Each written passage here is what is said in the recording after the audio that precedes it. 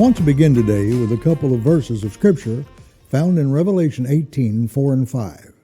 Then I heard another voice from heaven saying, "Come out of her, my people, lest you take part in her sins, lest you share in her plagues.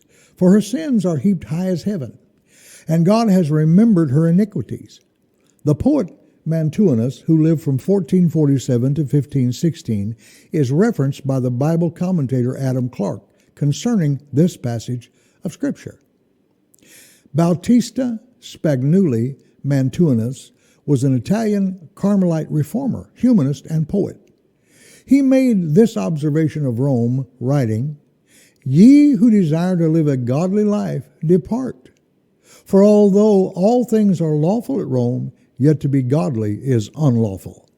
I cannot help but compare this statement with what is going on in our country today. It seems to be lawful for criminals and people of all kinds to openly destroy private property, beat people unmercifully for nothing, loot stores, burn buildings and cars, and by the way, ignore social distancing or the wearing of masks.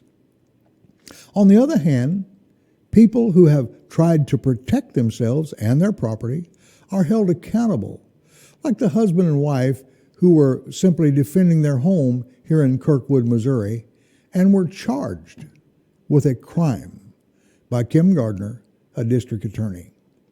It is truly a sad state of affairs when law-abiding people just trying to protect themselves and their property are charged while criminals are ignored, as though they did nothing wrong.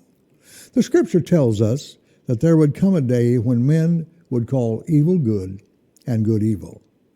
I think we have arrived at that day, as we see it happening right before our eyes. We have a political party in this country that is no longer what it was, but many of its leaders are avowed Marxists and socialists to the extreme. I know it is not the majority of this party that think this way, but all it takes is its leadership to sway and control its ideology, to slowly change what it stands for. President Kennedy was a Democrat, and I remember him being in office. I've said many times that he would have been considered a conservative compared to those in control of that party today. I remember a famous speech by Nikita Khrushchev when he took off his shoe and began to pound the podium saying, "We will take America without firing a shot." I wonder how far are we away from what he threatened. Our young people have been indoctrinated rather than educated in our schools and universities. They do not know our history and what our country is about. I saw a young man asking young college students what the 4th of July celebration was about, and none of them could tell him the answer. None of them said it was the winning of our independence from Britain. Some said it was the Civil War, and others did not know or have a clue what it celebrates.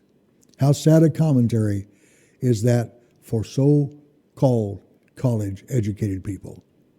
We should have known that since grade school. I did. It is appalling to me how little of our history is taught in our schools today. Yet in the middle of all this madness, there are some, such as the pastor who has gone from the beaches in Southern California to the chop zone in Seattle to declare the gospel of Jesus the Christ, and by the way, with great success and results. As believers, instead of cowering in our homes in fear, we need to be bold in declaring the good news of the kingdom of Jehovah that will soon be set up on this earth. This is a great opportunity for the preaching of the gospel to those who are willing to do it. Remember, it was no picnic in the days of Jesus and the apostles as they declared the gospel of the kingdom from city to city. It's definitely something to think about. And until next time, remember, give love and give life and give Jesus.